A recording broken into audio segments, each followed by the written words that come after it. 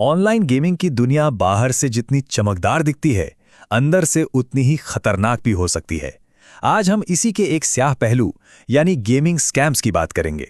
14 लाख रुपए, सोचिए ये कितनी बड़ी रकम है। लखनऊ में एक स्टूडेंट ने ऑनलाइन गेमिंग स्कैम में इतने ही पैसे गंवा दिए। और ये सिर्फ एक आर्थिक नुकसान नहीं था, ये एक ऐसी त्रासदी थी जिसकी कीमत कहीं ज्यादा बड़ी थी। हुआ ये कि गेम अपग्रेड्स के लिए अपने पिता के पैसे ट्रांसफर करने के बाद उस बच्चे ने इतना बड़ा कदम उठा लिया। ये घटना हमें दिखाती है कि ये स्कैम्स किसी के दिमाग पर कितना जानलेवा दबाव बना सकते हैं। और देखिए, ये खतरा सिर्फ पैसों का नहीं होता। ये शिकारी बच्चों को सीधे तौर पर निशाना बनाने के लिए इन गेम्स का इस्तेमाल करते हैं। हाल ही में एक्टर अक्षय कुमार ने भी खुलासा किया था कि कैसे एक ऑनलाइन गेम में किसी अनजान शख्स ने उनकी बेटी से ऐसी तस्वीरें मांगी। तो चलिए अब जरा गहराई में उतरते हैं और समझते हैं कि ये साइबर क्रिमिनल्स आखिर काम कैसे करते हैं। वो कौन सा तरीका अपनाते हैं कि लोग इतनी आसानी से उनके जाल में फंस जाते हैं। सब कुछ शुरू होता है भरोसे से, या कहूं भरोसे के दिखावे से। ये स्कैमर्स गेम के अंदर खुद को प्रो प्लेयर या कोई सेलर बताते हैं। वो गेम अपग्रेड्स, नए स्किल्स या अनलिमिटेड कॉइन्स का लालच देकर पहले भरोसा जीतते हैं। ये कोई अचानक हुई घटना नहीं होती, बल्कि एक पूरी सोची समझी चाल होती है। सबसे पहले वो गेम में चैट करके दोस्ती करते हैं, फिर प्रो लेवल आईडी या सस्ते अपग्रेड का लालच देते हैं। इसके बाद यूपीआई या वॉलेट से छोटे छोटे पेमेंट मांगते हैं ताकि शक ना हो।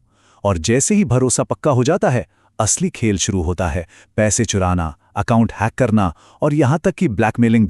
तो सवाल उठता है कि इनके जाल में सबसे आसानी से कौन फंसता है। आंकड़े जो दिखाते हैं वो काफी चौंकाने वाले हैं। गेमिंग से जुड़े साइबर फ्रॉड के 70% से भी ज्यादा शिकार 18 से 25 साल के युवा होते हैं। अब जरा ये समझिए कि धोखेबाज इसी उम्र के बच्चों को क्यों चुनते हैं। देखिए, इस उम्र में जीतने का जुनून बहुत ज्यादा होता है। दोस्तों से पीछे न रह जाने का एक प्रेशर होता है। कभी कभी पढ़ाई या अकेलेपन का तनाव भी उन्हें इन गेम्स की तरफ खींचता है।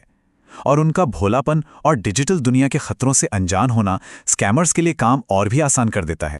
तो जब हम ये समझ गए हैं कि खतरा क्या है और ये धोखेबाज कैसे काम करते हैं, तो अगला सवाल ये है कि पेरेंट्स और गार्डियंस अपने बच्चों को इस जाल से कैसे बचा सकते हैं।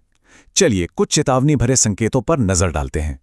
अक्सर जो शुरुआती संकेत होते हैं ना, वो बच्चे के बर्ताव में ही दिख जाते हैं। जैसे कि फोन पर बहुत ज्यादा वक्त बिताना, देर देर रात तक जागना, अचानक से गुस्सा या चिड़चिड़ा हो जाना, दोस्तों और परिवार से कटना या अपनी ऑनलाइन एक्टिविटी को छिपाने की कोशिश करना। इन बदलावों पर ध्यान देना बहुत जरूरी है। इसके अलावा पैसों के मामले में भी कुछ संकेत मिल सकते हैं। अगर बैंक से अचानक अनजान ट्रांजैक्शन के अलर्ट आने लगें, महीने के बिल बढ़ जाएं या बच्चा बार बार ज्यादा पैसे मांगने लगे और अपने खर्चों को लेकर छिपाने की कोशिश करे, तो ये एक बहुत बड़ा रेड फ्लैग हो सकता है।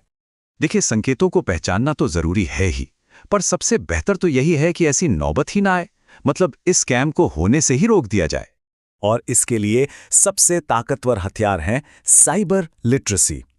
इसका सीधा सा मतलब है डिजिटल दुनिया की सही समझ। ये जानना कि इसके फायदे क्या हैं, जोखिम क्या हैं और इससे सुरक्षित तरीके से कैसे निपटना है। तो बचाव के लिए 3 चीजें बहुत जरूरी हैं। पहला है बातचीत।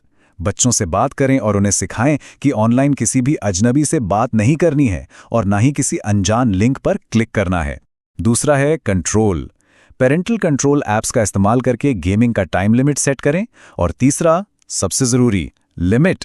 बच्चों की पहुंच वाले बैंक अकाउंट्स पर ट्रांजैक्शन की लिमिट कम रखें और उन्हें ओटीपी की अहमियत समझाएं कि ये किसी से भी शेयर नहीं करना है।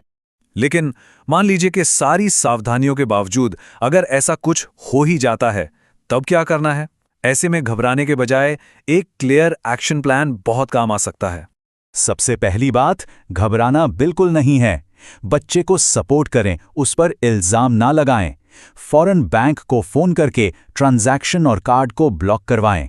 स्कैमर के साथ हुई सारी चैट और ट्रांजैक्शन डिटेल्स के स्क्रीनशॉट लेकर सबूत इकट्ठा करें। तुरंत सारे जरूरी पासवर्ड बदल दें और जितनी जल्दी हो सके इसकी रिपोर्ट दर्ज कराएं। और रिपोर्ट कहां करनी है? यह है नेशनल साइबर क्राइम हेल्पलाइन का नंबर 1930। फ्रॉड की ऑफिशियल रिपोर्ट दर्ज कराने के लिए यह सबसे जरूरी कॉल है। तो कुल मिलाकर बात यह है कि वर्चुअल दुनिया में मौजूद इन शिकारियों से बचने का सबसे अच्छा तरीका है खुली बातचीत और डिजिटल लेवल पर सावधानी।